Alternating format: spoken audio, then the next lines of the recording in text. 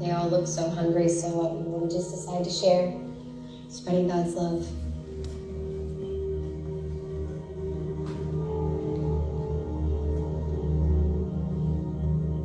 Well,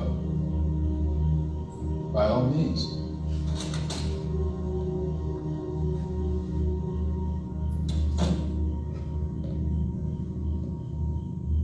I feed you,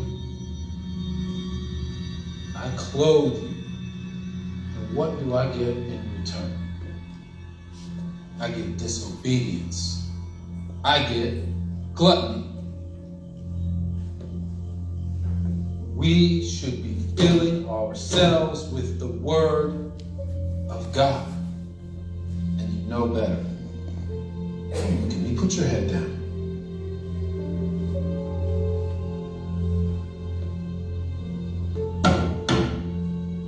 Daryl, did you enjoy this food?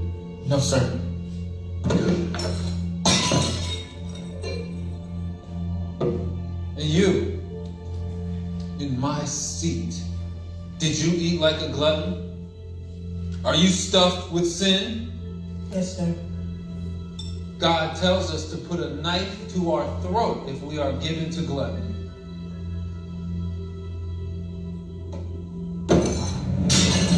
Musa! This does not concern you. They were just hungry. Go to your room. Don't talk to me like I'm a child. Then do not act like one.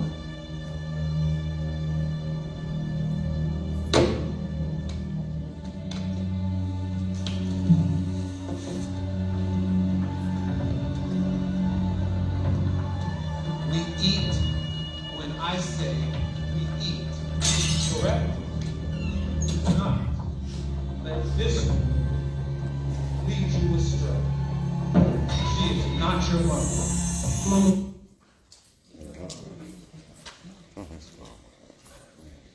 So, and it gets worse.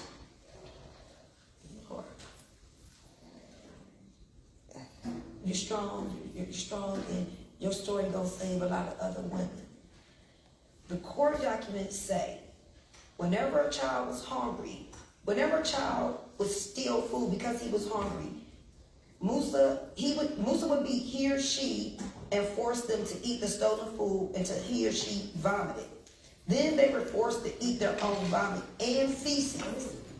Musa kept empty food containers in the front portion of the kitchen cabinets, so it appeared that there was sufficient food for everyone. So in the event that child protective service workers or law enforcement came, the kitchen appeared to be full. Musa beat his children with his hand and a belt or electrical stitching cord, switches, tree branches, and the buckle end of a belt. He would beat their hands and knuckles until they were severely in pain and their hands were swollen and bloody. He would also have his children lie on their stomachs with their feet in the air and then beat their feet, causing them to swell. Musa did not allow the children to use the bathroom in the house, making them urinate and defecate in the buckets or plastic bags that were full instead of going to the toilet. Now, Laura, this is where it just gets even more heartbreaking. Can we get some tissue? Take your time and whatever you feel comfortable sharing. Talk to us about the day you and your children were thrown in the garage. Wow. Oh, thank you. It's so hard to look back at that. I give it to that's Stephen Bishop. He's a good actor because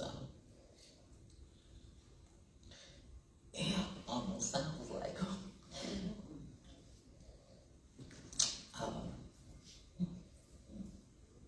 It's hard, but Take your time.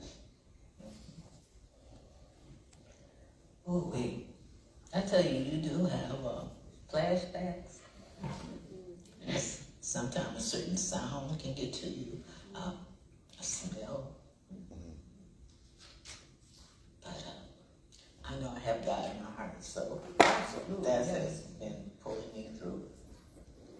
But he started not trusting me because I tried so many times to leave. If it was just me by myself, it would probably been easier.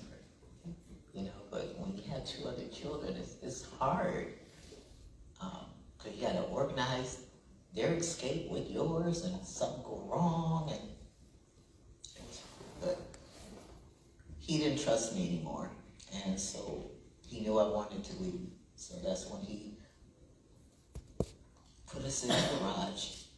But prior to that, because that time was closer towards the end, prior to that, he raped me, and I had a child by him. So I went into that situation with 2 children, but I left with 3. Taslima, she's the youngest one, and he took her away from me. And he put her in the main house. Pretty much gave Taslima to his wife to take care of and raise. So I didn't have any dealings with her at all. I couldn't hold her, I couldn't touch her, I couldn't change her, I couldn't feed her. As I tell you, you gotta see this movie because it's amazing what you go through, and you sit back and you wonder, how the hell did that happen? How did I go? How did that happen? How did I get wrapped up so quick into this mess? You get into a web, and you just keep escalating, and you don't know how to get out. And he took us in there for college, and that was it. I told my son, you know, it's gonna be okay. I try to calm down.